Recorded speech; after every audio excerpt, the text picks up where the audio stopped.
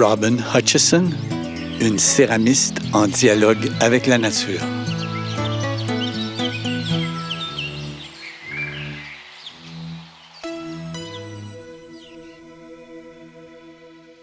Je suis venue à Val-David quand j'avais 8 ans. Mes parents ont loué une maison ici. J'habitais à Belleuil, c'est là où j'ai passé mon enfance. Mais dans ma tête, à moi, j'ai passé mon enfance à Val-David. C'était tous les fins de semaine, tous les vacances scolaires, tous les moments qu'on pouvait. On venait ici. Et c'est ici que j'ai eu l'impression de vivre. J'ai pu parcourir les forêts. Il y avait un lac pour se baigner, les criques. Dans ce temps-là, les enfants étaient supposés d'aller dehors le matin et tu restais dehors jusqu'à midi, puis tu retournais et tu revenais pour souper, puis tu revenais quand le soleil se couchait. C'était comme ça. C'est dans la forêt que je sentais en vie. Quand j'étais enfant, Val-David était assez différent de ce que c'est maintenant. Il n'y avait pas beaucoup de lumière de rue. On courait entre les lumières parce qu'on était dans le noir. Il n'y avait pas beaucoup de rues pavées. C'était un village. C'est la forêt qui était pour moi mon lieu, mon terrain de jeu. J'ai couru des montagnes toute mon enfance. Et je continue, oui.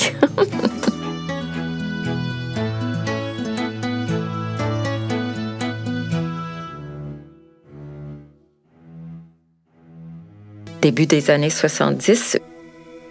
Quand c'est venu le temps de poursuivre des études, je croyais aller étudier en médecine. Je ne me sentais pas vraiment à ma place. Et je suis arrivée à la céramique par pur hasard. Je tombais sur un programme où des étudiants choisissaient leurs professeurs parmi la communauté artistique de Montréal. On avait juste à les convaincre de venir nous éduquer, nous partager leur vie. Et il y avait la céramique. Je n'avais jamais entendu parler de ça. Je pensais que c'était quelque chose de complètement exotique, incroyable, merveilleux. Et je me suis inscrite là. Alors, ma vie a changé de la médecine à métier d'art.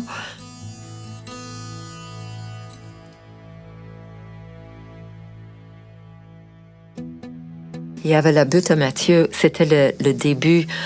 Si jamais on peut douter qu'une personne peut avoir un impact sur une communauté, on a juste à regarder Gilles Mathieu, qui a exprimé sa volonté à lui, qui a suivi son élan en invitant les gens qui l'intéressaient à faire quelque chose qui l'intéressait.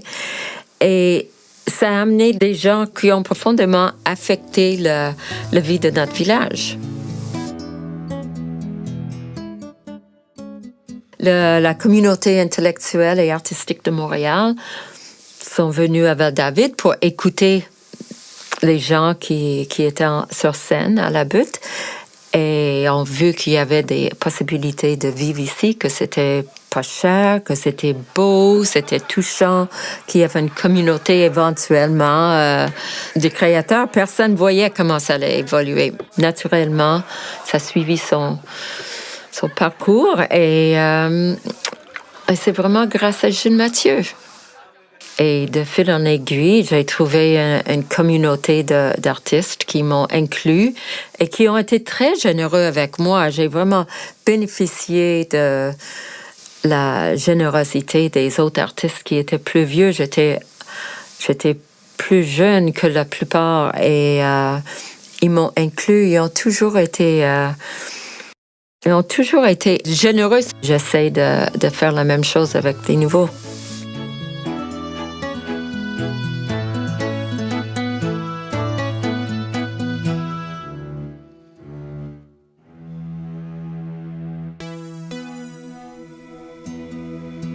J'ai fait partie de la créateur associée depuis le début.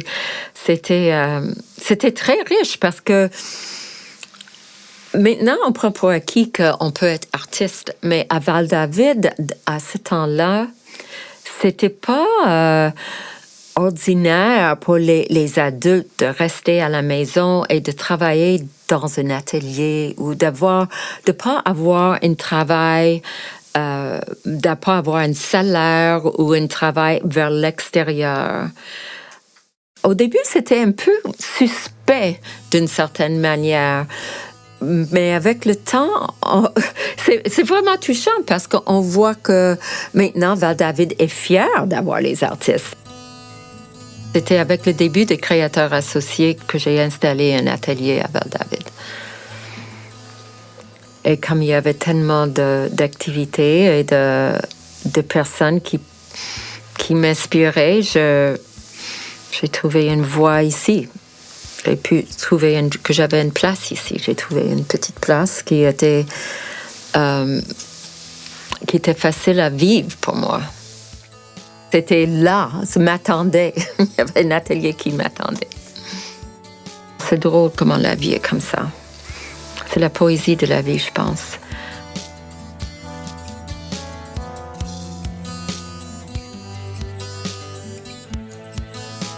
La poterie, c'est intéressant parce que la poterie, c'était fait à la main pendant longtemps et tous les objets quotidiens étaient faits, pas tous les objets, mais les objets utilitaires même pour nourrir les poules, les abreuvoirs pour les animaux, toute la vaisselle, bien sûr, et beaucoup d'objets dans la cuisine étaient faits en céramique à la main, fait à la main.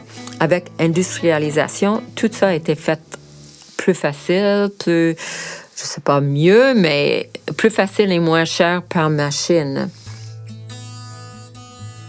Alors, quand j'ai commencé la céramique, j'essayais de faire des choses très bien pour maîtriser les techniques, mais au fur et à mesure, je me disais, je veux pas essayer de faire quelque chose à la main qui ressemble à quelque chose fait par des machines. Donc, je veux explorer qu'est-ce que je peux faire à la main. Pourquoi je fais à la main? Pourquoi je fais à la main quelque chose qui pourrait être fait par une machine?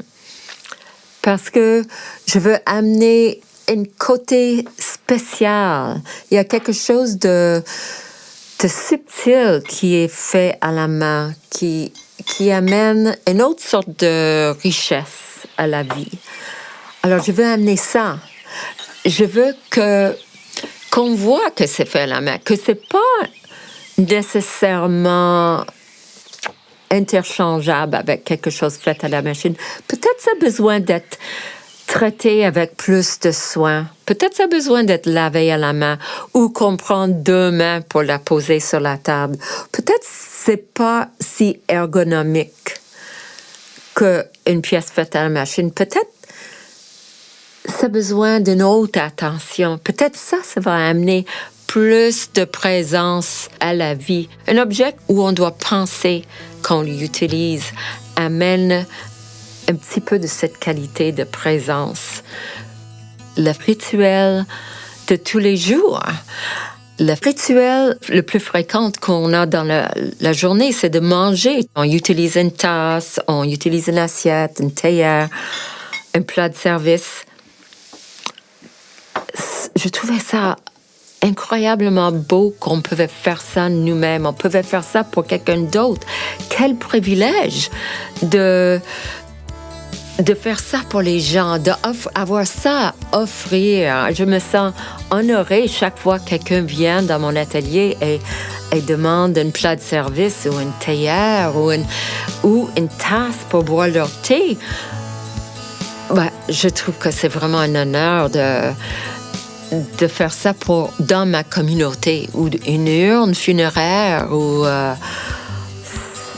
c'est vraiment un honneur de participer à la vie communautaire comme ça. C'est la vie intime. Quand on utilise des objets faits à la main, ça enrichit notre vie quotidienne. Les bols de partage, la faim et l'accessibilité à la nourriture, c'est quelque chose qui me tient à cœur.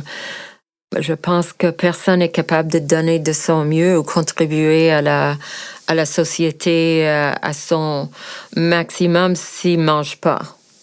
Mais les bols de partage, C'est débuté par un professeur d'art. Avec sa classe d'art, ils ont fait des bols pour soutenir la banque alimentaire. Maintenant, c'est un mouvement international pour apaiser la faim, que ce soit local, national ou international. Ici, je pense le besoin que j'ai vu qui était immédiat, c'était local. Et au début, j'ai invité des potiers d'offrir les bols, peut-être les fins de série. Nous avons vendu tous les bols. Et c'était vraiment très touchant. Les gens venaient, puis ils disaient, ce sont nos potiers. Je travaille avec la terre qui est souple, qui est dure, qui se transforme, qui est riche. C'est avec ça que je travaille, mais je travaille avec la terre d'ici. Nous n'avons pas beaucoup de dépôts d'argile ici.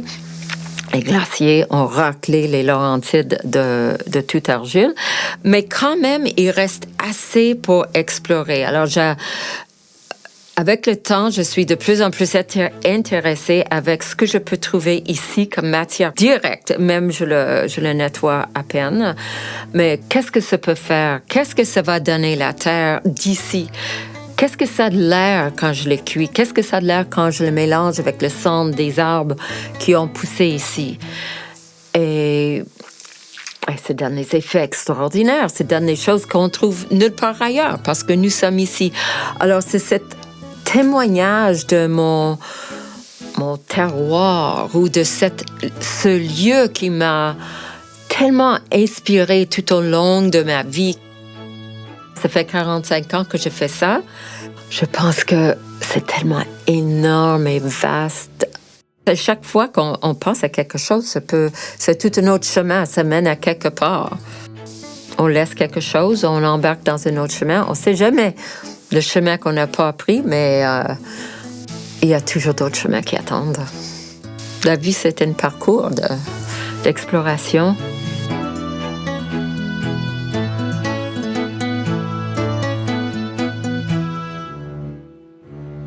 Une initiative rendue possible grâce au soutien financier du gouvernement du Québec et de la municipalité du village de Val-David, dans le cadre d'une entente de développement culturel réalisée en collaboration avec la Société d'histoire et du patrimoine de Val-David et le Lézard locaux.